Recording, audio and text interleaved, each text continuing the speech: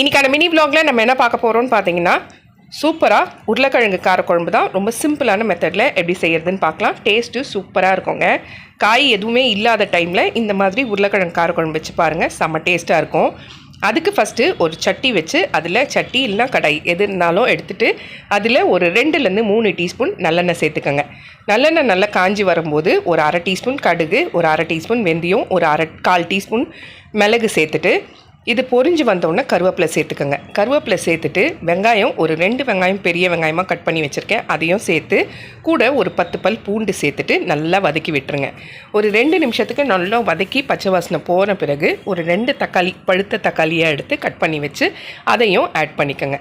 இப்போது வெங்காயம், பூண்டு, தக்காளி 3மே நல்லா வெந்து வர நேரத்தில் வதங்கி வரும்போது நம்ம வந்துட்டு கழுவி கட் பண்ணி வச்சுருக்க உருளைக்கிழங்கை சேர்த்துக்கோங்க. நான் தோலோடு தாங்க சேர்க்குறேன். சப்போஸ் உங்களுக்கு தோல் வேண்டாம் அப்படின்னீங்கன்னா நீங்கள் தோலை ரிமூவ் பண்ணிடலாம். அதை சேர்த்துட்டு ஒரு 2லேருந்து 3 நிமிஷத்துக்கு நல்லா வதக்கி விட்டுருங்க. ஒரு அளவுக்கு உருளைக்கிழங்கு வெந்து வரும்போது ஒரு 3 டீஸ்பூன் குழம்பு மிளகாய் தூளும், மஞ்சத்தூள் ஒரு அரை டீஸ்பூனும், உப்பு வந்துட்டு 1 டீஸ்பூன் சேர்த்துக்கோங்க.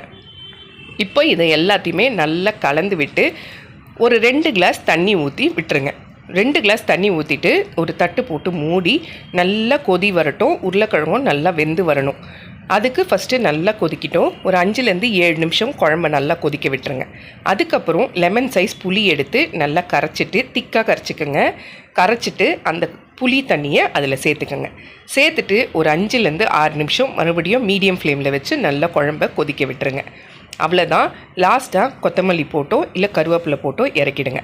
இது கூட வந்துட்டு கொஞ்சமாக ஆப்ஷனல் ஒரு சிட்டிக்கை வெல்லமோ இல்லை நாட்டு சர்க்கரையோ போட்டிங்கன்னா டேஸ்ட் அட்டகாசமாக இருக்குங்க. எண்ணெய்லாம் பிரிஞ்சு சூப்பரான உருளைக்கிழங்கு காரக்குழம்பு ரெடி.